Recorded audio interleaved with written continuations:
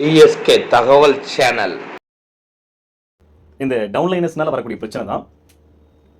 ஆனால் இது எங்ககிட்ட வேற ஆங்கிள்லையும் வருது. அதுவும் இன்னைக்கு தான் நடந்துச்சு. சார் எப்போ தான் சார் ஓப்பன் ஆகும்? உங்களுக்கு தெரியும்ல சார், எப்போனா ஒரு டேட் சொல்லுங்கள் சார். நாங்கள் என்ன டேட் சொல்லாத இருக்கோம்? டேட்டு சொல்லி சொல்லி எங்களுக்கும் போர் அடிச்சு போச்சு. இப்போ வரைக்கும் அதான் டேட்டு சொல்லாத இருக்கும். நம்ம கைக்கு வந்து நிற்கணும் டாக்குமெண்ட். வெப்சைட் அங்கே ஓப்பன் ஆகணும். உங்களுக்கு தெரியும், கவர்மெண்ட் க்ளோஸ் பண்ணப்பட்ட ஒரு வெப்சைட்டை நாங்கள் மறுபடியும் கவர்மெண்ட்டே ஓப்பன் பண்ணணும்னா அதுக்கு எவ்வளோ ப்ரொசீஜர் இருக்குன்னு உங்களுக்கு தெரியாதுல்ல. நாங்கள் தானே ஓடிட்டு இருக்கோம் அதுக்காக. எவ்வளோ டிபார்ட்மெண்ட்டில் போய் கையெழுத்து வாங்கணும், எவ்வளோ பேர் நம்மளோட இதை வெரிஃபை பண்ணி பார்த்து கொடுத்தோன்னே அப்படியே வாங்கி ஒரு பேப்பர் கையெழுத்து போகிற வேலை இல்லை. நம்ம சொல்கிற எல்லாத்தையும் அவங்க ஒரு தடவை கிராஸ் வெரிஃபை பண்ணிட்டு தான் அப்ரூவல் கொடுப்பாங்க. எத்தனை ஆஃபீஸர்ஸ் அப்ரூவல் கொடுத்ததுக்கப்புறம் நம்மளுடைய வெப்சைட் ஓப்பன் ஆகி நிற்கின்றது உங்களுக்கு தெரியும். உங்களுக்கு ஜஸ்ட் ஒரு வேர்டு, வெப்சைட் ஓப்பன் ஆகி சூப்பர், வெப்சைட் ஓப்பன் ஆகிடுச்சு, அவ்வளோதான். ரைட், அப்ரூவல் லெட்டர் கொடுத்துட்டாங்களா, பிஸ்னஸ் ஸ்டார்ட் பண்ணலாமா? ஓகே சூப்பர் சார், ஸ்டார்ட் பண்ணிடலாம். ஆனால் அதுக்கு முன்னாடி எவ்வளோ இருக்குது அப்படிங்கிறது தெரியாது இல்லை. ரைட், அதனால தான் எங்களால் கரெக்டான கமிட்மெண்ட் கொடுங்க. ஏன்னா நிறைய தடவை கொடுத்து அவங்களும் என்னப்பா பண்ணுறது, வெயிட் பண்ணுங்கள், உங்களுக்கு தானே பார்க்குறாங்க, நிறைய எலெக்ஷன் டியூட்டி அது இதுன்னு நிறைய ரீசன் வந்துகிட்டே இருக்குது, வெயிட் பண்ணுங்க வந்துடும். லாஸ்ட் வீக்கு இப்போ இந்த தேர்ஸ்டே பார்க்கணும்னு நினச்ச அந்த ஆஃபீஸர் பார்க்க வேண்டியது லாஸ்ட் வீக்கு டியூஸ்டே. பட் ஆனால் 1 வீக் முழுசாக தள்ளி போயிடுச்சு. அவங்களுக்கு வேறு இடத்துல வேலை இருக்குது, அவங்க வேறு ஊருக்கு போயிருக்காங்க, அங்கேருந்து வந்ததுக்கப்புறம் தான் நம்ம மீட் பண்ண முடியும். சரிங்க சார், ஓகே சார், வெயிட் பண்ணுறோம் சார், அவ்வளோதான் ஆன்சரு. முழுசாக 1 வீக் அவர் இங்கே இல்லாததுனால தள்ளி போயிடுச்சு. என்ன பண்ண முடியும்னு நினைக்கிறீங்க இந்த இடத்துல? அங்கேருந்து வர சொல்லுங்கன்னு சொல்ல வைக்கிறதா, இல்லை நாம இங்கேருந்து அங்கே கிளம்பி போயிருந்தா? அது தமிழ்நாட்டிலே கிடையாது. அவர் வர வரைக்கும் வெயிட் பண்ணி தான் அவர் மீட் பண்ண முடியும் இல்லையா? அவர்கிட்ட ஒரு கையெழுத்து வாங்கணும் அதுக்கு. ஆனால் இது தெரிய மாட்டேங்குது உங்களுக்கு. அங்கேருந்து வேறு மாதிரி பார்க்குறீங்க, இதெல்லாம் தெரிய மாட்டேங்குது. இங்கே நிறைய பிரச்சனை போய் அடிக்கடி சொல்லுவேன், ஒரு 3 மந்த்ஸ்க்கு அப்புறம் நீங்கள் பார்க்குற நிறைய கம்பெனிகள் இருக்காது. இவனு லிஸ்ட் இருக்குது, நாங்களே பார்த்துருக்கோம். என்னென்ன ஆக்ஷன்ஸ் எந்தெந்த கம்பெனி மேலே எடுக்க போகிறாங்கன்ற வரைக்கும் எங்களுக்கு தெரியும். அப்படியேப்பட்ட அந்த ஆஃபீஸர்ஸுங்க நம்ம கம்பெனியோட A to Z எல்லாத்தையும் பார்த்து பக்கமாக எடுத்து டாக்குமெண்ட்லாம் இருக்கிறத பார்த்து தான் ஓகேன்னு அப்ரூவல் கொடுக்க போகிறாங்க. வரும் அப்ரூவலாம் வாங்காதெல்லாம் விட மாட்டோம், அதுக்காக ஓடிட்டு இருக்கோம். சரியா, என்னைக்குன்னு டேட் எப்படி நாங்கள் கொடுக்க முடியும்? அவர் கேட்டிருந்தாரு, சார் முடியல சார், ஏன்டா அந்த கம்பெனியில் ஆளை சேர்த்து விட்டுமோன்னு ஃபீல் ஆகுது எங்களுக்கு, ஏதாவது பண்ணுங்கள் சார், கொஞ்சம் குயிக்காக ஏதாவது பண்ணுங்கள் சார், ரீஃபண்டபிள் மட்டுமாச்சு கொடுத்து விட்டுருங்க சார், நாங்கள் வெயிட் பண்ணுறோம் சார், இவ்வளோ நாள் வெயிட் பண்ணுறோம் சார். இந்த மாதிரி தேவையில்லாதவங்களாம் வேணாம் சார். இந்த மாதிரியான ஆட்கள் SBOக்கு தேவையில்லை. உட்காந்து எல்லாரையும் டார்ச்சர் பண்ணிட்டு இருக்காங்க, குரூப்பில் டார்ச்சர் பண்ணுறாங்க, ப்ரைவேட் மெசேஜஸ் ஒரு நாளைக்கு 30 தடவை கால் பண்ணுறாங்க. நோட்டீஸ் போர்டில் பாருங்க அப்படின்னா, நான் நோட்டீஸ் போர்டெலாம் பார்க்க எனக்கு டைம் இல்லை, என் காசை கொடுத்துட்டு போடான்னு ஒரு மாதிரி அசிங்கமாக கேட்குறாங்க சார். எங்களால் முடியல சார், ஏதாவது ஒரு ஐடியா பண்ணுங்கள் சார், ஏதாவது எங்களுக்கு பண்ணி கொடுங்க அப்படின்னு ஒரு இப்படியும் ஒரு ஆங்கிள் வருது, இப்படியும் ஒரு ஆங்கிள் வருது. ரைட், இப்போ முடிவு எடுக்க வேண்டிய இடத்துல இருக்கிறது SBO தான். சரியா, அப்போ இந்த பிரச்சனைக்கு ஒரு SBO ஒரு சொல்யூஷன். ஏன்னா இங்கே பார்ட் டைம் ஜாப்னு எடுத்துக்கிட்டாலே அந்த கம்பெனி லிஸ்ட்டுங்க எடுத்திங்கனாலே கூகுளில் போட்டு தேடுங்க, SBOவில் இருக்கிற எத்தனையோ விஷயங்கள் அந்த கம்பெனிகளில் இருக்குது. எந்த ஒரு கம்பெனியில் நீங்கள் இப்போ பார்க்குற கேள்விப்படுற எவ்வளோ கம்பெனிகளுக்கு அது இருக்கவே இருக்காது, அந்த மாதிரி ஒரு விஷயம் இருக்காது. முதல்ல இப்படி ஒரு பேசக்கூடிய இடம் இருக்காது, ஒருத்தர் ஒரே குரூப்பில் ஆர்குமெண்ட் பண்ணிக்கிற சேட் பண்ணிக்கூடிய ஒரு இடம் இருக்காது. ரைட், உங்களெல்லாம் ஒன்று சேர விட மாட்டாங்க. ஒன்று சேர்ந்தீங்கன்னா பெரிய பிரச்சனையாகும். இன்றைக்கி நாங்கள் ஒன்று சேர்க்குறோம்னா எங்கள் சைடில் எந்த மைனஸும் இல்லை, நாங்கள் இல்லை சேர்க்குறோம், இருந்தாலும் திருத்திக்குவோம். ஏன்னா எங்கள் கான்செப்ட் பிஸ்னஸ் பண்ணணும் தான். இத்தனை கோடி எடுத்துகிட்டு போகணுன்றதுலாம் கிடையாது, பார்த்துக்கலாம். ரைட், இது வரைக்கும் எந்த கம்பெனிலையாச்சும் பே பண்ணதுக்கு பில்லு கிடைச்சிருக்கா உங்களுக்கு? ஒரு துண்டு சீட்டில் ஒரு மெயிலையாச்சும் இது மாதிரி நீங்கள் பே பண்ணியிருக்கீங்க, இந்த கம்பெனிக்காக இந்த விஷயத்துக்காக பே பண்ணியிருக்கீங்கன்னு? SBOவில் மட்டும் தான் இன்வாய்ஸ் பில் உங்கள் எல்லாருக்கிட்டே இருக்கும், நீங்கள் பே பண்ண காசுக்கு இன்வாய்ஸ் பில். ரைட், இது வரைக்கும் எந்த கம்பெனிலையாச்சும் ரீஃபண்டபிள் அப்படிங்கிற வேர்டு கேள்விப்பட்டிருக்கீங்களா? SBO இதுக்கு முன்னாடியும் பிரேக் விடும்போது ரீஃபண்டபிள் கொடுத்துருக்கு, இப்பயும் ஒரு 2 பேஜ்க்கு உங்களுக்கு ஃபோட்டோ காமிச்சிருக்கும், இனிமேலும் ரீஃபண்டபிள் ரிக்வஸ்ட் கொடுத்து அத்தனை பேருக்கு ரீஃபண்டபிள் போடும். இதெல்லாம் SBOவில் மட்டும் தான் நடக்கும். கம்பெனி ப்ராப்பராக அப்பக்கப்போ என்ன நடக்குது, என்ன இன்ஸ்ட்ரக்ஷன், என்ன ஏதுன்னு அப்டேட் பண்ணுது அப்படின்னா அது எந்த கம்பெனி? மக்களுக்கு என்ன பிரச்சனை இருக்குது, ஒரு கேள்வி மக்களுக்குள்ள ஓடிட்டு இருக்கு அப்படின்னா மெம்பர்ஸ் கிட்ட அந்த கேள்விக்கு பதில் கம்பெனி சைட்லேருந்து வரணும். அவங்க கம்பெனி சைட்லேருந்து நேரடியாக சொன்னால் அது எங்கே இருக்குது? SBOவில் மட்டும் தான் இருக்கும். ரைட், கவர்மெண்ட் சைடில் லீகலாக ஃபாலோ பண்ண வேண்டிய விஷயங்கள்லாம் எங்கே இருக்குது? SBOவில் தான் இருக்குது. இப்படி நிறைய இருக்குது. இப்படிலாம் உருவாக்கிட்டு இருக்கிற இந்த இடத்துல ஒரு 10% ஆஃப் பீப்புள் இப்படி தான் இருக்க செய்கிறாங்க. அவங்களெல்லாம் ஒன்றுமே பண்ண முடியாது, அவங்கள மாதிரி ஆட்கள் நமக்கு தேவையும் இல்லை அப்படின்றத இன்றைக்கி தெளிவாக முடிவு பண்ணி அதுக்காக நாங்கள் செய்ய போகிற வேலை என்ன அப்படின்னா, SBOவில் என்னெல்லாம் பண்ணணும், என்னெல்லாம் பண்ணக்கூடாது அப்படின்னு சொல்லிட்டு ஒரு கொஸ்டின்ஸ், ஒரு அக்ரிமெண்ட் மாதிரி. ஆக்சுவலி இது இல்லை அக்ரிமெண்ட்லாம் பெருசாக வந்துட்டு இருக்குது. ரைட், நம்ம ஸ்டார்ட் பண்ணதும் உங்களுக்கு கொடுப்போம், அதை நீங்கள் படித்து பார்த்துக்கலாம். ரைட், ப்ரைவேட் லிமிடெட் SBOவில் நீங்கள் எப்படிலாம் கண்டினியூ பண்ண போகிறீங்க, எல்லாத்துக்குமே ப்ராப்பராக ஒரு நீங்கள் உள்ளே வரீங்கன்னா அந்த கம்பெனிக்கு உங்களுக்குமான நிறைய ப்ரூஃப்ஸ் இருக்கணும். ஃபஸ்ட்டு ஸ்டாஃப் ஐடி கொடுத்த கம்பெனி நாங்கள் தான். ரைட், உங்களுக்கு ஒரு யூசர் ஐடி கொடுத்த கம்பெனி. சரியா, நிறைய விஷயம் இருக்குங்க. அந்த மாதிரி ஒரு 27 பக்கத்துக்கு அக்ரிமெண்ட் இருக்குது. பட் நாளைக்கு பண்ண போகிற டாஸ்க் அது இல்லை, ஒரு 15 டிக் பண்ணுற மாதிரி இம்பார்ட்டன்ட் பாயிண்ட்ஸ் அக்ரி பண்ணுற மாதிரி. நான் SBOவில் இதெல்லாம் பண்ணுவேன், நான் SBOவில் இதெல்லாம் பண்ண மாட்டேன், இதெல்லாம் எனக்கு தெரியும், இதெல்லாம் எனக்கு தெரியாதுன்ற மாதிரி ஒரு 15 பாயிண்ட்ஸ். அதையெல்லாம் டிக் பண்ணி ஐ எம் அக்செப்ட்னு கொடுக்குறவங்களுக்கு மட்டும்தான். அதை டிக் பண்ணிட்டீங்கன்னா அதை நீங்கள் ஃபாலோ பண்ணணும்னு அர்த்தம். ஃபஸ்ட் அதை தெரிஞ்சுங்க, இது ஏன் வைக்கிறாங்க அப்படின்னு சொல்லிட்டு. ரைட், அதில் நிறைய இருக்குது, நாளைக்கு நான் அதை எக்ஸ்பிளைன் பண்ணுறேன். எக்ஸாம்பிளுக்கு ஒன்று சொல்லணும்னா ஒரு பாயிண்ட் இருக்குங்க. நான் இந்த கம்பெனியில் இன்வெஸ்ட்மெண்ட் பண்ண பணத்துக்கு எதுக்காக நான் பே பண்ணுறேன் அப்படிங்கிறதெல்லாம் தெரிஞ்சு நான் தான் பே பண்ணியிருக்கேன். அதுக்கு முழு ரெஸ்பான்சிபிள் நான் மட்டும்தான். யாரையுமே நான் டிஸ்டர்ப் பண்ண மாட்டேன். அது ரிலேட்டடாக, இந்த ரீஃபண்டபிள் ரிலேட்டடாவோ சேலரி ரிலேட்டடாவோ கேள்வி கேட்கணும்னா அதை நான் அஃபிஷியலாக ஆஃபீஸை மட்டும்தான் நான் கேள்வி கேட்பேன். எந்த ஒரு இன்ட்ரடியூசரையோ இல்லை எஸ்பிஓவில் ஒர்க் பண்ணுற வேறு யாரையுமே நான் தொந்தரவு பண்ண மாட்டேன். அது ஒரு கண்டிஷன். இந்த மாதிரி நிறைய கண்டிஷன்ஸ் இருக்குது. ரைட், ஃபஸ்ட்டு கண்டிஷன், நம்ம இம்பார்ட்டண்டான கண்டிஷன் இதுதான். நான் எஸ்பிஓக்கு பணம் கட்டியிருக்கேன், அது எதுக்காக கட்டியிருக்கேன்றது எனக்கு தெரியும், தெரிஞ்சு தான் நான் பணம் பே பண்ணியிருக்கேன். சரிங்களா? ரைட், நான் பே பண்ண பணத்துக்கு நான் தான் ரெஸ்பான்சிபிள், கம்பெனி தான் ரெஸ்பான்சிபிள். சரியா? இதில் சம்மந்தமே இல்லாத இன்ட்ரடியூசரையோ இல்லை கம்பெனி சம்மந்தப்பட்ட வேறு யாரையோ நான் தொந்தரவு செய்ய மாட்டேன்றது அந்த கண்டிஷன். இங்கே பிரச்சனையே இங்கே தான் ஸ்டார்ட் ஆகுது. நான் அடிக்கடி சொல்லியிருக்கேன், ஒரு கம்பெனியில் ஒருத்தர் இன்ட்ரடியூஸ் பண்ணுறாருன்னா அவர் ஒன்றும் அந்த கம்பெனி ஓனர் கிடையாது. அது முதல்ல தெரிஞ்சுங்க. இந்த மாதிரி ஒரு ஜாப் இருக்குன்னு சொல்லிட்டு இங்கே இன்ட்ரடியூஸ் பண்ணுறவங்க 2 கேட்டகரி தான். ஒன்று, அட்வர்டைஸ்மெண்ட் ஆன்லைனில் கொடுப்பாங்க, விருப்பம் இருக்கிறவங்க பார்த்துட்டு வேணும்னா அவங்களா தான், நீங்களே தான் போய் கான்டாக்ட் பண்ணி கேட்குறீங்க. உங்களை யாரும் பிடிச்சி எழுத்துலாம் கையெழுத்து போட வச்சில்ல, அமௌண்ட் பே பண்ணிடலாம், அப்படியே ஃபோனை வாங்கி ஓடிபிலாம் போட்டு பே பண்ணிட்டேன் நான் காசு எடுத்துக்கணும் அனுப்பிட மாட்டாங்க. சரியா? உங்களுக்கு தெரிஞ்சு தான் நீங்கள் அந்த செயலை செஞ்சிருக்கீங்க. இந்த மாதிரி ஒரு கம்பெனி, இந்த மாதிரி ஒரு ஜாப், நம்ம அதுக்கு இவ்வளோ இன்வெஸ்ட்மெண்ட் பண்ணணும், இதுக்காக தான் இன்வெஸ்ட்மெண்ட் பண்ணுறோம், எல்லாமே தெரிஞ்சு தானே பண்ணியிருக்கீங்க. சேர்த்து விட்டதுக்கப்புறம் கம்பெனியில் ஏதோ ஒரு ப்ராப்ளம் அப்படின்னா உடனே அவரை பிடிச்சிக்கிறது. ஒன்று நம்பி தான் நான் ஜாயின் பண்ணேன், நீ இதை சேர்த்து விட்டு நீ தான் அந்த காசை கொடுக்கணும். 40,000 பணம் சம்பாதிச்சிங்க, 2,000 பே பண்ணிவிட்டு உங்களை நம்பி தான் ஜாயின் பண்ணேன், 40,000 சம்பாதிச்சேன், 4,000 வச்சிங்க கொடுத்துட போகிறீங்க. அது என்ன பழக்கம்? அது இந்த பழக்கம் எஸ்பிஓவில் கட் ஆகிடும். நாளையிலேருந்து இது கிடையாது. ரைட், ஏன்னா இந்த முடிவுகளை நாங்கள் மட்டும் எடுக்கல. ரைட், அஃபிஷியலாகவும் எங்களுக்கு இன்ஸ்ட்ரக்ஷன் கொடுத்துருக்காங்க. முதல்ல இந்த மாதிரிலாம் இருக்காதீங்க. உங்கள் கம்பெனி முதல்ல ஒழுங்குபடுத்துங்க, வரைமுறைப்படுத்துங்க. உங்கள் கம்பெனியில் இருக்கிறவங்களாம் உண்மையிலேயே எஸ்பிஓ பற்றி தெரிஞ்சவங்களா, அவங்க உண்மையிலேயே உங்கள் கம்பெனியில் ஒர்க் பண்ணுறாங்களா அப்படின்னு கேட்குறாங்க. வேலை செய்கிறவங்களான்னு கேட்குறாங்க. இல்லை சார், நடந்துக்கிறதெல்லாம் பார்த்தா அப்படி தெரியல, நாங்கள் தான் அவங்களுக்கு வேலை செய்கிற மாதிரி தெரியுது அப்படின்னு தான் சொல்ல வேண்டியதாக இருக்குது. ஏன்னா பண்ணுற ஆக்டிவிட்டிஸ் அந்த மாதிரி தான் இருக்குது. 6,500 நீங்கள் பே பண்ணிட்டீங்கிறதுக்காக நீங்கள் இன்வெஸ்டராக மாறிடுறீங்க, ஒரு ஷேர் ஹோல்டராக மாறிடுறீங்க, கம்பெனிக்கு ஓனராக மாறிடுறீங்க, மேனேஜிங் டைரக்டராக மாறிடுறீங்க. நாங்கள் எல்லாம் சொல்லுங்கள் சார் அப்படின்னு சொல்லிட்டு உங்ககிட்ட வேலை செய்கிற ஸ்டாஃபாக மாறிடும். எனக்கு புரியல, யார் இங்கே ஓனர், யார் இங்கே ஒர்க் பண்ணுற ஸ்டாஃப்ஸ்ன்னு சொல்லிட்டு. கம்பெனி என்ன பேசணும், எப்படி ஹேண்டில் பண்ணணும். ஏன்னா இங்கே என்ன பண்ணுறாங்க அப்படின்னா, பார்ட் டைம் ஜாப்னாலே இப்படி தான் ஒரு விஷயத்தை உருவாக்கி உங்களை பழக்கப்படுத்தி விட்டுட்டாங்க. ஏமாந்துக்கிட்டே வர்றது மட்டும்தான் பார்ட் டைம் ஜாப்ல இருக்கிற ஒரே ஒரு நிதர்சனமான உண்மை. இங்கே அதை மாற்றணும்னு ஓடிக்கிட்டு இருக்கிற ஒரே கம்பெனி எனக்கு தெரிஞ்ச எஸ்பிஓ மட்டும்தான். எனக்கு தெரிஞ்ச வேறு எந்த கம்பெனியும் இந்த விஷயத்தை மாற்றணும்னு முயற்சி பண்ணவே இல்லை. எப்படிலாம் பணத்தை கலெக்ட் பண்ணலாம், எப்படிலாம் பணம் வாங்கலாம்னு யோசிக்கிற கம்பெனியாக தான் இருக்குது. ஒரு ஸ்டாண்டர்டான ஒரு விஷயத்தை கொடுப்போம், ஒரு பிராண்டை உருவாக்கும் அப்படிங்கிறதுக்காக இங்கே யாரும் ஓடலை. ரைட், பார்ட் டைம் ஜாப்னா என்ன? ஜாப்னா என்ன? வேலை தானே. வேலை கொடுக்கணும். வேலை கொடுத்தா தான் அதுக்கு பேர் ஜாப். வேலையே கொடுக்காம சும்மா பேருக்குன்னு ஒரு வேலையை கொடுத்துட்டா எப்படி? சரியா? வேலைன்னு ஒன்று உண்மையிலே கொடுக்கணும்ல. ரைட், அந்த வேலைக்கு தான் சம்பளம் கொடுக்கணும்ல. அதை யோசிக்கணும். இந்த பிரச்சனைக்கு தான் முதல் ப்ராப்ளமே இதுதான். நீங்கள் இன்ட்ரடியூசரை நீங்கள் டிஸ்டர்ப் பண்ணுறது தான் முதல் பிரச்சனை. அதுக்காக நாங்கள் எடுக்கப்பட்ட முடிவு, எஸ்பிஓவில் இருக்கிற அத்தனை பேரும் போனாலும் பரவாயில்லைன்னு ஒரு அனௌன்ஸ்மெண்ட். நாங்கள் ஒரு 12-13 கண்டிஷன்ஸ் நாளைக்கு பப்ளிஷ் ஆகும். அதை எப்படி சப்மிட் பண்ணணும், எங்கே போய் அதை பார்க்கணும் அப்படிங்கிறதுலாம் நான் சொல்கிறேன். அந்த கண்டிஷன்ஸ்லாம் படித்து பார்த்து தமிழ்லையும் இருக்கும், இங்கிலீஷ்லையும் இருக்கும். Other language peoples 7% of people தான். அவங்கெல்லாம் ஓரளவுக்கு இங்கிலீஷ் தெரியும், அண்டர்ஸ்டாண்ட் பண்ணிக்கங்க. Okay, so other language team leaders, கமாண்டர்ஸ்லாம் இந்த விஷயத்தை தெரியப்படுத்துங்க. ரைட், அது இங்கிலீஷில் இருக்கும் அவங்களுக்காக. Tamil people 93% of people Tamil people இருக்கிறதுனால தமிழில் இருக்கும் அந்த கண்டிஷன்ஸ்லாம். படித்து பார்த்து உங்களுக்கு விருப்பம் ஓகேனா மட்டும் அக்செப்ட் என்ற ஆப்ஷனை கிளிக் பண்ணுங்கள். இல்லைனா நாட் அக்செப்ட் கொடுங்க. இங்கே யாரும் உங்கள் கையை பிடிச்சி அந்த பட்டனை எடுத்து கிளிக் பண்ணிட மாட்டாங்க. ரைட், உங்கள் விருப்பத்தின் பேரில் இந்த கம்பெனியில் நாம் வேலை செய்கிறதுக்கு நீங்கள் தயாராக இருக்கீங்கன்னா மட்டும் அக்செப்ட் கொடுங்க.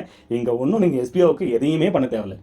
ரைட், எஸ்பிஓட அந்த பாயிண்ட்ஸ் எல்லாம் ஃபாலோ பண்ணாத யாரும் எஸ்பிஓவில் இருக்க தேவையில்லை. எங்களுக்கு அந்த மாதிரி ஆட்கள் தேவையில்லை.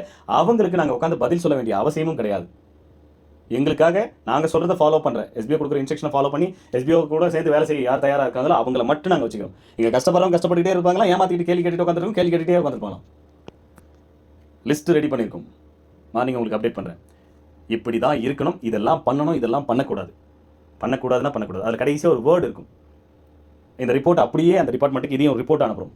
சார் நீங்கள் சொன்ன மாதிரியே வாங்கிட்டோம், அவங்ககிட்டேருந்து இவ்வளோ பேர் அக்செப்ட் பண்ணியிருக்காங்க, இவ்வளோ பேர் நாட் அக்செப்ட் பண்ணியிருக்காங்க. சார் நாட் அக்செப்ட்னா அந்த கண்டிஷன்ஸ் எதுவும் அக்செப்ட் பண்ணிக்கல, எனக்கு எஸ்பிஓவில் ஒர்க் பண்ண விருப்பம் இல்லை, தாராளமாக வெளியே போங்க, அவசியமே இல்லைங்க, தயவு செய்து வெளியே போங்க. எங்களுக்கு இப்படியெல்லாம் ஓடி கொண்டாந்து உங்களுக்கு இந்த மாதிரியான எந்த ஒரு நாலேஜ், எஸ்பிஓ பற்றின எந்த ஒரு நாலேஜுமே இல்லாத எங்களை குறை சொல்லிக்கிட்டு கேள்வி கேட்டுக்கிட்டு பேசிக்கிட்டு இருக்கிறவங்களுக்காக ஓடணும்னு நாங்கள் மட்டும் இங்கே ஓடல. எத்தனையோ டீம் லீடர்ஸ், கமாண்டர்ஸ் எவ்வளோ பேர் ஓடிட்டு இருக்காங்க. இன்ட்ரடியூசர்னு ஒருத்தர் சேர்த்து விட்டா அவருடைய வேலை இன்ட்ரடியூஸ் பண்ணி வரது மட்டும் அதுக்கு பேர் தான் இன்ட்ரடியூசர். ஓகேவா? நீங்கள் தான் பொறுப்பு, நீ தான் பொறுப்பு, நீ தான் பொறுப்பு. அவர் வீட்டில் போய் உட்காந்து டார்ச்சர் பண்ணுறது, தேவையில்லாத வார்த்தைகளை அவர் பேசுறது, கால் பண்ணி டிஸ்டர்ப் பண்ணுறது, அன்டைமில் டிஸ்டர்ப் பண்ணுறது, என்ன பழக்கம் அது? எனக்கு புரியல. கம்பெனி தான் உங்களுக்கு பணத்துக்கு பொறுப்பு. இன்னைக்கு வரைக்கும் கம்பெனி உங்களுக்கு ப்ராப்பராக ரெஸ்பான்ஸ் கொடுத்துருக்கு, ஆன்சர்ஸ் கொடுத்துருக்கு. இந்த பிரச்சனை கவர்மெண்ட் சைட்ல இருந்து வந்துட்டு இருக்கு. கவர்மெண்ட் சைட்ல இந்த பிரச்சனை முடிஞ்சு நமக்கு அப்ரூவல் கிடைக்கிற வரைக்கும் வெயிட் பண்ணணும்னு சொல்லியும் எனக்கு அதெல்லாம் தேவையில்லை. எனக்கு ஏன் பணத்தை கொடுங்க, எனக்கு ஏன் பணம் எனக்கு புரியல. யார் நீங்க? நாங்கள் சொல்ற அந்த வேர்டு உங்களுக்கு புரியுதா இல்லையா? கவர்மெண்ட் சொல்ற இன்ஸ்ட்ரக்ஷனை ஃபாலோ பண்ணலாம் கம்பெனியே இருக்காது, கம்பெனியை ரன் பண்ண முடியாது. இந்த நாலேஜ் கூட இல்லாத நீங்க எஸ்பிஓல இருந்து என்ன பண்ண போறீங்க? உங்களுக்காக இங்க எஸ்பிஓல நீங்க பண்ற ஒரு காலம் மட்டுமே நீங்க உங்களுக்கு வருமானம் வந்துடாது. எஸ்பிஓட கான்செப்டே அதுதான். எல்லாரும் சேர்ந்து ஒர்க் பண்றதுனால தான் அந்த அளவுக்கு வருமானம் வரும். சரியா? அப்ப எல்லாரும் கஷ்டப்படுறவங்களா சேர்ந்து கஷ்டப்பட்டு உங்களுக்கு எடுத்து கொடுக்கணும்னு அவசியமே இல்லை. வெறும் 38,000 பேர் எஸ்பிஓக்கு போதுமானது. நாங்க அவங்கள வச்சு எங்களுக்கு தேவையான அந்த 10 லட்சம் பேர் பொறுமையா அந்த 10 லட்சம் பேர் ஒரு 5 வருஷத்துக்கு டைம் எடுத்துக்கிட்டு பண்றோம். தப்பு இல்லை. படிச்ச பட்டதாரிகள் எவ்வளோ பேர் இருக்காங்க வேலை கிடைக்காம. அங்கே பாருங்க, நம்ம இங்கே ஓட்டிங் வச்சிருக்கோம். இங்கே பாருங்க, ரைட்? இங்கே ஓட் பண்ணதில் 68% ஆஃப் பீப்புள் இங்கே எல்லா டிகிரி ஹோல்டர்ஸ் தான். ஏதாவது ஒரு வேலை கிடைக்காதா? நமக்கு ஓரளவுக்கு போதுமான வருமானம் கிடைக்காதா? ஒரு மாதம் ஒரு 20,000 சம்பாதிச்சிட மாட்டோமான்னு ஓடிக்கிட்டு இருக்கிறவங்க அவ்வளோ பேர் இருக்காங்க. உட்காந்துக்கிட்டு இந்த நோட்டீஸ் போர்டில் ஜாயின் பண்ணதோட சரி, ஓட் போகிறது கூட வராத 1.5 லட்சம் பேர் என்ன பண்ணலாம்? தேவையில்லைன்ற அந்த 1 லட்சம் பேர் எஸ்பிஓக்கு. இங்கே ரெகுலராக வரக்கூடிய 60,000-70,000 பேர் மட்டும் போதுன்ற எஸ்பிஓக்கு. இங்கே இந்த 60,000-70,000 பேர் சேர்ந்து கஷ்டப்பட்டு அந்த 1 லட்சம் பேருக்கு சம்பளம் போடணும்னு என்ன தலைவிதியா என்ன எஸ்பிஓக்கு? இதையே நாங்கள் உருவாக்க விருப்பப்படுறோம். இதை நாங்கள் உருவாக்க விருப்பம். இந்த மாதிரியான விஷயங்கள் உருவாக்குறதுக்கு நிறைய கம்பெனி இருக்குது. 3 மாதம் 6 மாதம் மிஞ்சி போனால் 1 வருஷம் 1 வருஷம் ஒரு கான்செப்ட் வச்சிருப்பாங்க. ரைட்? அந்த கான்செப்ட் படி இவ்வளோ நாளைக்கு தான் வருமானம் வரும், இவ்வளோ வரைக்கும் தான் கொண்டு போக முடியும், அதுக்கப்புறம் கொண்டு போக முடியாது, அப்படியே ஸ்டாப் பண்ணிடுவாங்க. ஏதோ ஒரு பிரச்சனை வந்துடும், அப்படியே நிறுத்திட்டு ஓடி போயிடுவாங்க. அவ்வளோதான். ரைட்? நீங்களும் கண்டுக்க மாட்டீங்க. இங்கே ஒருத்தர் உட்காந்துட்டு ஒரு குரூப் கிரியேட் பண்ணி எல்லாரும் உட்காந்துட்டு பேசிக்கிட்டு ஒருத்தருக்கு ஒருத்தர் தைரியமாக பயப்படாமல் இருங்கன்னு சொல்லி கொடுத்தோம்னா அப்படின்னா இங்கே உட்காந்துட்டு பிரச்சனைகள் பண்ணிட்டு இருப்பீங்க. மற்றவங்களை டிஸ்டர்ப் பண்ணுறது முதல்ல ஏன் மற்றவங்களை டிஸ்டர்ப் பண்ணணும்? எனக்கு புரியல. எந்த கேள்வியாக இருந்தாலும் நேரடியாக எஸ்பிஓ கிட்ட தான் கேட்கணும். இங்கே நீங்கள் பே பண்ண பணத்துக்கும் உங்களுக்கு கொடுத்த ப்ராமிஸுக்கு முழு இன்சார்ஜ் எஸ்பிஓ மட்டும் தானே. அந்த கம்பெனி உங்களுக்கு பதில் கொடுக்க தயாராக இருக்கணும் போது ஏன் இந்த கேள்வியை போயிட்டு உங்கள் இன்ட்ரடியூசர் கேட்குறீங்க? ஏன் அவங்களை டிஸ்டர்ப் பண்ணுறீங்க? இதுக்கும் இன்ட்ரடியூசருக்கு என்ன சம்பந்தம்? அவர் எப்போ உங்கள் கையில் இருக்கிற காசை பிடுங்கி எங்கள் அக்கௌண்ட்டில் போட்டு விட்டாருன்னு எங்களுக்கு தெரியல. அவர் மூலியமாக நீங்கள் சம்பாரிச்சிங்கன்னா குட் சூப்பர். அப்போ கூட ஒரு வார்த்தையால் அவர் ஓகே அப்படின்னு போயிடுவீங்க. ₹1 அவருக்கு எதுவும் செஞ்சிட மாட்டீங்க. ரைட்? இந்த ஆப்ஷனுக்காக தான் நாங்கள் இன்ட்ரோ போனஸ்ன்ற ஒரு விஷயமே கொண்டு வந்தோம். அவர் மூலியமாக நீங்கள் ஜாயின் பண்ணுறீங்கன்னா உங்கள் மூலியமாக அவருக்கு ஒரு வருமானம் போகணும். அவரால் தான் நீங்கள் இந்த கம்பெனிக்குள்ளே வந்தீங்கன்றதுக்காக தான். அதுவுமே இப்போ நீங்கள் பிரச்சனையாக தான் இருக்குது. அப்ரூவல் கிடைக்கும் போது தான் தெரியும் அது என்ன அப்படின்னு சொல்லிட்டு. ரைட்? பட் இருந்தாலும் அதுக்கு ஆல்டர்னேட் ஆப்ஷன் இருக்குது. எல்லாத்துக்கும் ஆப்ஷன் இருக்குது எஸ்பிஓவில். சரியா? ஆனால் ஒரு பிரச்சனைனோடனே மொத்தமாக அங்கே திருப்பிடுறது அது சுத்தமாக எங்களுக்கு பிடிக்கல. அந்த மாதிரி ஒரு எஸ்பிஓ பீப்புள் வேண்டவே வேண்டாம். எக்ஸாம்பிள் நான் சொன்ன கண்டிஷன் தான். நான் எஸ்பிஓ கட்டின பணத்துக்கு நான் மட்டும்தான் பொறுப்பு. அது சம்மந்தமாக எனக்கு சேலரி வரல, ரைட், ரீஃபண்டபிள் வரல அப்படின்னா அது சம்மந்தமாக கேட்கக்கூடிய இடம் எஸ்பிஓ மட்டும்தானே தவிர வேறு யாரையும் நான் தொந்தரவு பண்ண மாட்டேன்றது தான் மிகப்பெரிய கண்டிஷன். அங்கே நாளைக்கு நீங்கள் டிக் பண்ண போகிறதில்ல. யாரையுமே டிஸ்டர்ப் பண்ணக்கூடாது. எதுக்கு டிஸ்டர்ப் பண்ணுறீங்க? உங்களுக்கு வருதுன்னும் போது நீங்கள் யாருக்கும் தூக்கி கொடுத்துடல. அப்போ வரலன்னும் போது அவங்கள போய் கேட்கக்கூடாது, கொடுங்கன்னு சொல்லிட்டு. கம்பெனி தான் நீங்கள் கேட்கணும். சரியா? கம்பெனி என்ன இன்ஸ்ட்ரக்ஷன் சொல்லுதோ அதை தான் ஃபாலோ பண்ணணும். குரூப் இருக்குது, சேட் பண்ணுறதுக்கு இடம் இருக்குது, கேள்வி கேட்க ஆஃபீஸ் இருக்கிறதுக்கோசரம் உட்காந்து எல்லாரையும் டிஸ்டர்ப் பண்ணிட்டு உட்காந்துருப்பீங்களா என்ன? அது என்ன ஆக்டிவிட்டி? என்ன தோரணை? என்ன ஸ்பீச் அது? ஒரு கம்பெனியில் ஒரு பர்சன் கிட்ட பேசுகிறோன்னா அந்த ரெஸ்பான்ஸ் எப்படி கொடுக்குறன்ற அந்த நாலேஜ் கூட இல்லாத பர்சன்ஸ்லாம் எதுக்கு எஸ்பிஓவில் ஒர்க் பண்ணணும்? சீரியஸாங்க. இந்த கம்பெனி இப்போ ஒரு உண்மையை சொல்கிறேனே, இந்த கம்பெனியை மறுபடியும் எடுத்து ரன் பண்ணுறதுக்கே எங்களுக்கு சுத்தமாக விருப்பமே இல்லை. ஒரே ஒருத்தர் காரணம் யாருன்னு அப்புறமா சொல்கிறோம். அது மறுபடியும் அதுக்கு ஒரு டைம் கிடைக்கும், அப்போ நம்ம இதை பற்றி பேசலாம். சரியா? அவங்களால மட்டும்தான் மறுபடியும் நடத்துறமே. ஒரே ஒரு காரணம் தான். யாருன்றது அப்புறம் சொல்கிறேன். காரணம் என்ன தெரியுமா? இந்த பிஸ்னஸில் நம்ம தோற்றக்கூடாது. நம்மளை நம்பி நிறைய மக்கள் இருக்காங்க. நம்பாத 10% பீப்புள் தான் இருக்காங்க. அவங்களால கோவப்பட்டு நம்ம விடுறதை விட, ரைட், நம்மளை நம்பி 90% பீப்புள் இருக்காங்க பார்த்தீங்களா? அவங்களுக்காக ஏதாவது பண்ணணும். நம்மளால் முடியும் இல்லையா? 4 பேர் இப்படி தான் இருப்பான், அதெல்லாம் கண்டுக்கக்கூடாது. சரியா? அவங்களுக்காக உட்காந்து நம்ம டென்ஷன் ஆகக்கூடாது. ரைட்? நம்ம தோத்துட்டோன்னு வெளியே போகக்கூடாது. இந்த பிஸ்னஸில் வந்து ஜெயிச்சுட்டு தான் வெளியே போகணும். ரைட்? அது எப்போ நம்மளால் முடியலைன்னா, வயசாகிடுச்சு அப்படின்னா அதுவுமே ஒரு இப்போ இவ்வளோ பெரிய ஒரு எப்படி பெருசாக ஒரு விஷயத்தை உருவாக்கிட்டு இருக்கும். அது எதுக்கு ப்ரைவேட் லிமிடெட் அடுத்தடுத்து மாதிரி போயிட்டே இருக்கும். ஏன் அப்படி உருவாக்குறோம்? அது காலத்துக்கு அது அப்படியே அடுத்தடுத்த தலைமுறைகளுக்கு அது போயிட்டே இருக்கணும். இந்த மாதிரி ஒரு கம்பெனி அன்னையிலேருந்து இன்றைக்கி அப்படியே இருக்குது. அவங்க இந்த மாதிரியான பிஸ்னஸ்லாம் பண்ணிட்டு இருக்காங்க. ரைட்? டிஜிட்டல் மார்க்கெட்டிங் பிஸ்னஸ் மட்டுமே பண்ணிட்டு இருக்கிற எஸ்பிஐ இப்போ அடுத்து இன்னொரு பிஸ்னஸ்க்குள்ளே இறங்குது. அதுக்கான வேலைகள் தான் லாஸ்ட் 10 டேஸாக போயிட்டு இருக்கு. அதுவும் பண்ணுறோம். டைம் கிடைக்குதுல்ல, ஏதாவது வேறு என்ன பண்ணுவோம்? அப்ரூவல் வர வரைக்கும் நமக்கு என்ன வேலை? பேமெண்ட்டும் போடக்கூடாதுட்டாங்க, ரீஃபண்டும் போடக்கூடாதுட்டாங்க, எல்லாத்தையும் அப்போ ஏதாவது பண்ணணுமே. ஓகே, நம்மளுக்கு இந்த கான்செப்ட் ஒன்று பெண்டிங் இல்லை, இப்போ இந்த டைமில் அதை பண்ணுவோம். ஓகே சார், பண்ணலாம். அவ்வளோதான். இப்படி ஓடிக்கிட்டு இருந்தால் உட்காந்துக்கிட்டு கூட இருக்கிறவங்கள டிஸ்டர்ப் பண்ணிகிட்டு இருக்கீங்க. ரைட்? அதனால் எங்களுக்கு பிரச்சனை இல்லை. எங்களுக்கு நீங்கள் சொல்கிறதோ ஒரு பிரச்சனை கிடையாது. சம்டைம் கோவம் வரும், அப்புறம் சரி ஓகே விட்டுருவோம். பட் கூட இருக்கிறவங்க நிறைய பேர் பாதிக்கப்படுறாங்க. இன்ட்ரடியூசர்ஸ் எல்லாம் அவ்வளோ, அதுவும் லேடிஸ் இன்ட்ரடியூசராக இருக்காங்க, அவங்கள போயிட்டு தேவையில்லாமல் டிஸ்டர்ப் பண்ணி அவங்க உட்காந்துட்டு புலம்பி போலீஸ் ஸ்டேஷன் வரைக்கும் அவங்க கொண்டு போய் கம்ப்ளைண்ட் கொடுக்குற ரேஞ்சுக்கு அவங்க மனநிலைமை மாற்றிருக்கீங்க. என்ன இந்த மாதிரி ஒரு பர்சன் ஹராஸ்மெண்ட் பண்ணுறாரு அப்படின்ற ரேஞ்சுக்கு வேலை செய்ய வந்தீங்களா? என்னதுக்கு வந்தீங்க? கேட்டால் ஒரே காரணம், எங்கள் வீட்டில் நிறைய பிரச்சனை சார். உங்கள் வீட்டில் நிறைய பிரச்சனை, அந்த லேடிஸ் அப்படி தான் பேசுவீங்களா? என்ன மேனஸ் இது? 2 பேரும் ஒரு கம்பெனியில் ஒர்க் பண்ணுறீங்க, நீங்கள் யாரும் தெரியாது, அவங்க யாரும் தெரியாது, முகம் தெரியாத பழகிட்டு இருக்கீங்க இந்த இடத்துல. அவங்க வெறும் இன்ட்ரடியூசர் மட்டும்தான். எஸ்பிஓக்கு தான் நீங்கள் பே பண்ணியிருக்கீங்க. ஏதாவது கேள்வி கேட்கணும்னா மெயில் போடுங்க. எஸ்பிஓ டிவிக்கு மெயில் போட தெரியாதா? சேட் பண்ண தெரியுமா? சேட் பண்ண மட்டும் தான் தெரியுமா? சேட் பண்ண மட்டுமே தெரிஞ்சவங்க எஸ்பிஓவில் இனிமேல் தேவையில்லை. எங்களுக்கு மெயில் போட தெரியணும். பேசிக் நாலேஜ் அதுதான். ரைட்? மெயில் போடுங்க, மெயிலில் திட்டுங்க. எஸ்பிஓவில் ஒரு நியாயம் இருக்குது. கம்பெனியால் நீங்கள் பாதிக்கப்பட்டு நிற்கிறீங்க, வருமானம் வரும்னு சொல்லி நம்ப வச்சுச்சு, இந்த கம்பெனி கொடுக்கல, இன்றைக்கி நிற்குது. அதுக்கு 1000 ரீசன் இருக்கலாம். அப்போ அந்த கோவத்தை எங்கே காமிக்கணும்? கம்பெனி தான் காமிக்கணும். அதை கொண்டு போயிட்டு தேவையில்லாத கூட ஒர்க் பண்ணுறவங்க கிட்ட காமிச்சா அது என்ன என்ன என்ன புரியல, எனக்கு சுத்தமாக புரியல. ஏன் அப்படி இருக்கீங்க? எங்கெங்கெல்லாம் ஏமாந்தீங்களோ அது எல்லாம் கொண்டு வந்து இங்கே தான் காமிக்கிறதுக்காக இடத்தை உருவாக்கி வச்சிருக்கோம். அந்த லேடிஸ் அழும்போது ஒரு மாதிரி இருக்குது. என் வீட்டுக்கார் மட்டும் இல்லைனா கண்டிப்பாக நான் ஏதாவது பண்ணிட்டு இருப்பேன் சார், அந்த மாதிரி பண்ணுறாரு அவர் அப்படின்னு சொல்லும்போது என்ன பண்ண முடியும்? அப்புறம் உட்காந்து அழுது அந்த அம்மாவே மன்னிச்சு விடுது. சரி விடுங்க சார், தெரியாமல் பண்ணிட்டாங்க, எதுவும் ஆக்ஷன்லாம் எடுக்க தேவையில்லை, நானே சொல்லிட்டு வந்துட்டேன். ஏன் இப்படி நடந்துக்கிறீங்க? எனக்கு சுத்தமாக புரியல. கேட்டால் இன்ட்ரடியூசர் அவங்க தான், இன்ட்ரடியூசர் வந்து எதுக்கு இன்ட்ரடியூசர்? வேலை இருக்குன்னு சொன்னது ஒரு குத்தமா? அங்கே ஒரு பிரச்சனை, வருமானம் வரல, நிற்குது அப்படின்றதுக்கோசரம் அவங்கள பிடிச்சிக்கணும் இருக்கீங்களா? அது கூட ஒரு கேட்கறதுக்கு ஒரு முறை கிடையாது. கம்பெனியோட இன்ஸ்ட்ரக்ஷன் 3 லட்சம் பேருக்குமா இல்லை 3 பேருக்கு மட்டுமா? அந்த 3 பேரையே பிடிச்சி நோண்டிகிட்டே இருப்பீங்களா? எப்போ பார்த்தாலும் எந்த குரூப்பில் டெய்லி ஏதாவது ஒரு குரூப்பில் எப்போ ஓப்பன் ஆகும், எப்போ ரீஃபண்டபிள் வரும், எப்போ வித்ட்ரா ரிக்வெஸ்ட் கொடுப்பாங்க, எப்போ பிளான் அனௌன்ஸ்மெண்ட் பண்ணுவாங்க. அது என்ன குரூப்பில் கேட்குற வேலை?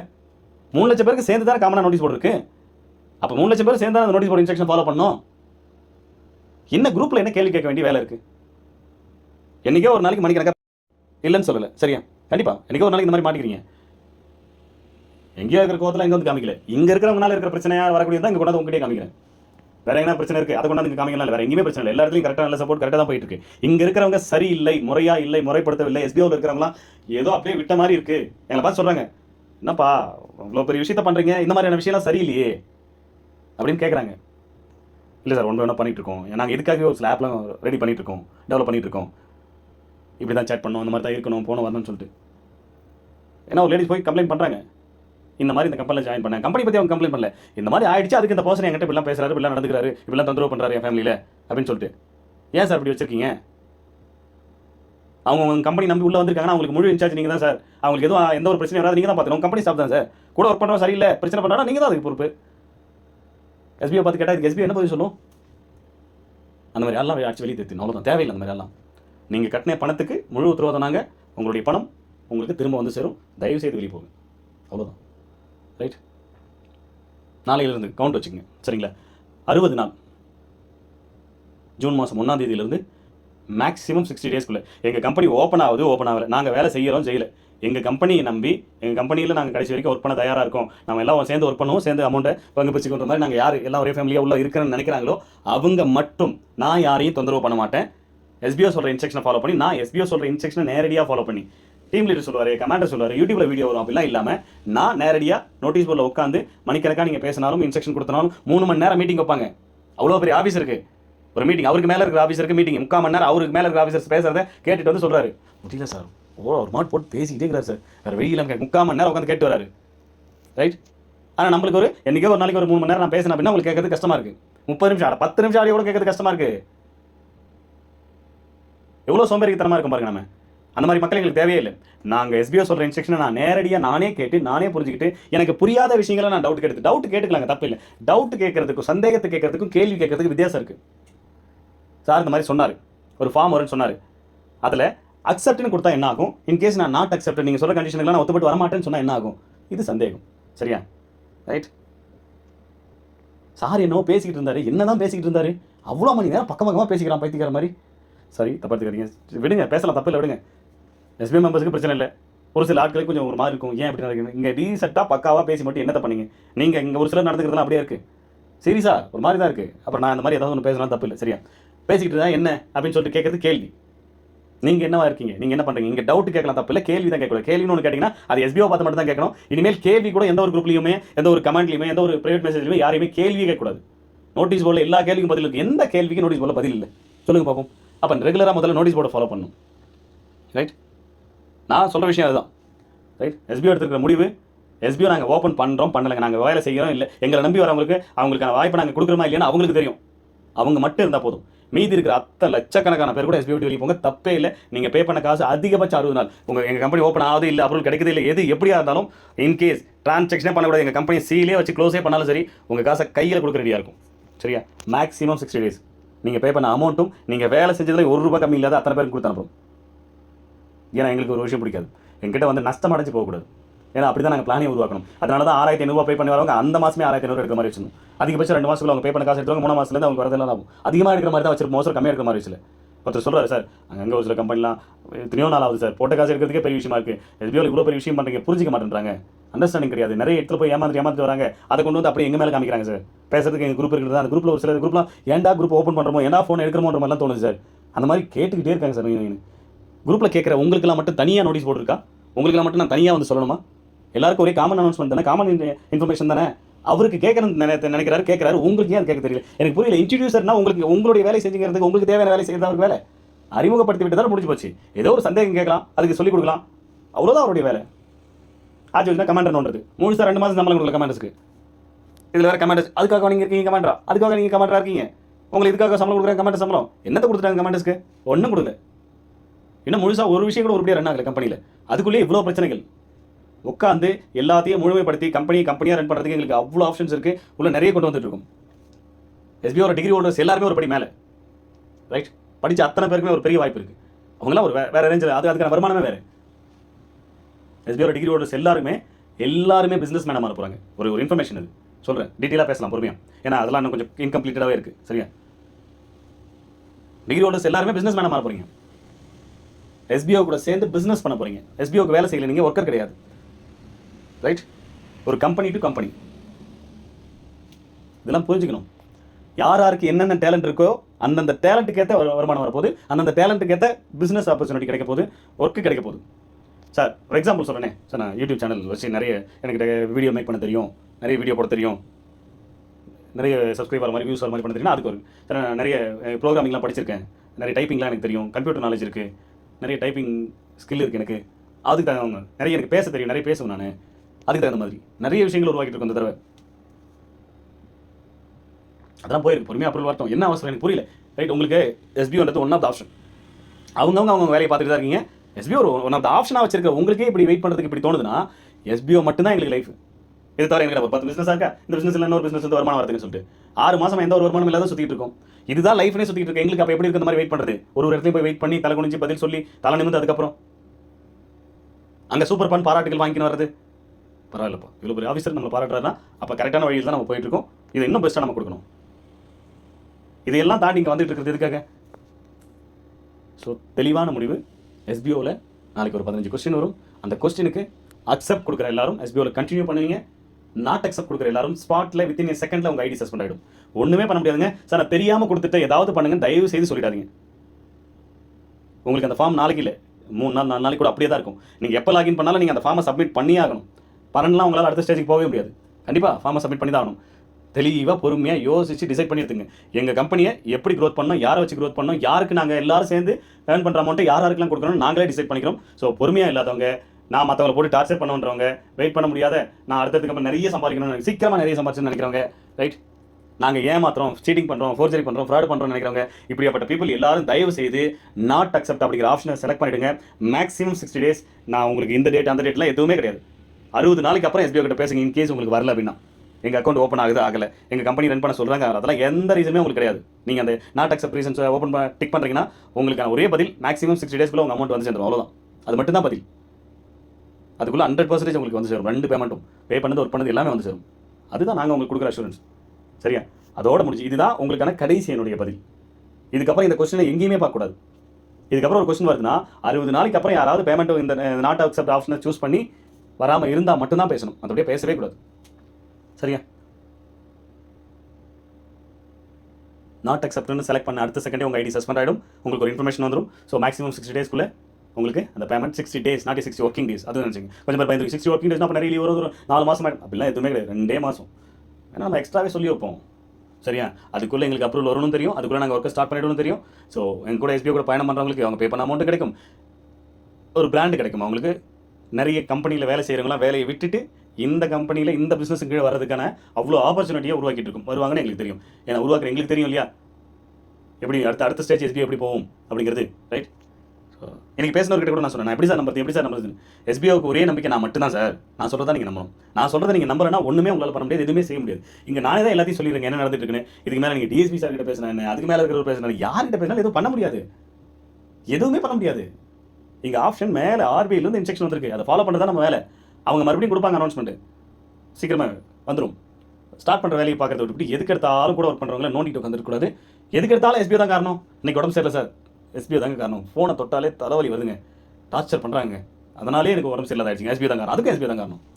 ரைட். இந்த மாதிரி பிரச்சனைகள்லாம் வர்றவங்க யாரோ அவங்களாம் தயவு செய்து நாளைக்கு நாட் அக்செப்ட் ஆப்ஷனை சூஸ் பண்ணிவிடுங்க. இனிமேல் உங்களுக்கும் எஸ்பிஓக்கும் எந்த சம்மந்தமும் கிடையாது. உங்களுடைய ஐடி சஸ்பெண்ட் ஆகிடும். நீங்கள் நாட் அக்செப்ட் ஆப்ஷன் டச் பண்ணோடனே சஸ்பெண்ட் ஆகிடும். அதுக்கப்புறம் அது மறுபடியும் ஆக்டிவேட் பண்ணுற ஆப்ஷனுக்குள்ளே போக மாட்டோம். தெரியாமல் டச் பண்ணுறேன் அப்படின்ற ஒரு பதிலை நீங்கள் சூஸ் பண்ணுற சொல்கிறீங்க பார்த்தீங்களா. அவங்கள பார்த்து நான் கேள்வி கேட்குற ஒரு விஷயம் என்னென்னா, நான் இப்போ கிட்டத்தட்ட எனக்கு எப்படியும் ஒரு 2 மணி நேரம் கிட்ட பேசியிருப்பேன், கண்டிப்பாக பேசியிருப்பேன்னு நினைக்கிறேன். இல்லை ஒரு மணி நேரத்துக்கு மேலே இருக்குமா, கண்டிப்பாக ஒரு மணி நேரத்துக்கு மேலே பேசியிருக்கேன். இவ்வளோ நேரம் பேசியும் இதையெல்லாம் நீங்கள் கேட்காம அந்த ஃபார்மை ஃபில் பண்ணணும். ஒன்று தெரியாமல் டச் பண்ணிட்டு சார் ஐயோ அப்படின்னு.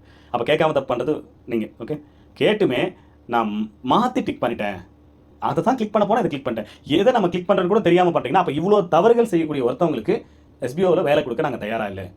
முதல்ல நாங்கள் உங்களுக்கு வேலை கொடுக்குறோம், அந்த வேலையை நீங்கள் செய்கிறீங்க, அதுக்கு உங்களுக்கு வருமானம் கொடுக்குறோம், அவ்வளோதான் எஸ்பிஓக்கு உங்களுக்கு மானது. நீங்கள் ஒரு அமௌண்ட் பே பண்ணீங்க, அதுவும் எதுக்காக, ஒரு க்ளவுட் ஸ்டோரேஜ்ன்ற ஒரு சர்வீஸை வாங்குறதுக்காக தான். அந்த சர்வீஸ்லையும் உங்களுக்கு ஒரு வருமான வாய்ப்பு இருக்குன்றதுக்காக தான் அதை வாங்க சொல்லியிருக்கோம். இனிமேல் வரவங்களுக்கு அது இல்லைன்றதையும் சொல்லியிருக்கும். ஏன்னா போதும், ரைட், இருக்கிறவங்களே போதும். இருக்கிறவங்களே எப்படி ஃபில்டர் பண்ணியிருக்கோம். நான் லாஸ்ட் டைம் கூட ஒரு ஆடியோவில் சொல்லியிருக்கேன், எப்படி இருக்கிறவங்களை ஃபில்டர் பண்ணுறதுன்னு யோசிச்சுட்டு இருந்தால் இன்றைக்கி ஒரு அருமையான காரணம் கிடச்சிருக்கு எங்களுக்கு. ரைட். எஸ்பிஓவை மற்ற part time job company handle பண்ணுற மாதிரி எஸ்பிஓவை பண்ணவே கூடாது. எஸ்பிஓவில் இருக்கிறவங்ககிட்ட அந்த மாதிரி தாட்டில் பேசவும் கூடாது. அவங்கள அந்த கம்பெனியில் எப்படி மற்றவங்களுக்கு கேள்வி கேட்டுட்டு குறை சொல்லிட்டு திட்டிக்கிட்டு கமெண்ட்ல அசிங்கமாக பேசிட்டு வந்திருப்பீங்களோ அந்த மாதிரியான ஆக்டிவிட்டிஸ் எஸ்பிஓவில் நடக்கவே கூடாது. இதுதான் நாங்கள் எடுத்துருக்கிற முடிவு. நாளைக்கு காலை சந்திப்போம். யார் என்ன ஆப்ஷனை சூஸ் பண்ண போகிறீங்கன்னு டிசைட் பண்ணி வச்சுக்கோங்க. தேங்க்யூ. ஓகே டீம் மெம்பர்ஸ், நிறைய பேசிட்டேன். என்னாலே முடியாத அளவுக்கு ஏன் இப்படின்ற அளவுக்கு பேசியிருக்கேன். சுச்சுவேஷன் அந்த மாதிரி ஃபுல்லாக ஆடியோ உட்காந்து கேட்டுட்டு நாளைக்கு ஒரு டாஸ்க் கொடுப்போம், அந்த டாஸ்க்கை பண்ணுங்கள். எல்லா ஆடியோவையும் கேட்காம அந்த டாஸ்க்கை கிளிக் பண்ணிவிட்டு அப்புறம் உட்காந்துட்டு புலம்பாதீங்க அப்படிங்கிறது என்னுடைய ரிக்வெஸ்ட். இன்ஸ்ட்ரக்ஷன், ரூல்ஸு, ஆர்டரு எல்லாமே இதான். மேலே இருக்கிற மொத்த ஆடியோவையும் ஒரு கிட்டத்தட்ட 1.5 மணி நேரத்துக்கு மேலே இருக்குது, பொறுமையாக கேட்டு முடிச்சுட்டு அப்புறம் பண்ணுங்கள். எஸ்பிஓவில் நீங்கள் வேலை செய்யறதுக்கான முதல் குவாலிஃபிகேஷனே இந்த 1.5 மணி நேரம் ஆடியோவையும் கேட்டு முடிச்சுட்டு நாளைக்கு டாஸ்க்கை பண்ணுறது மட்டும்தான். Okay, thank you.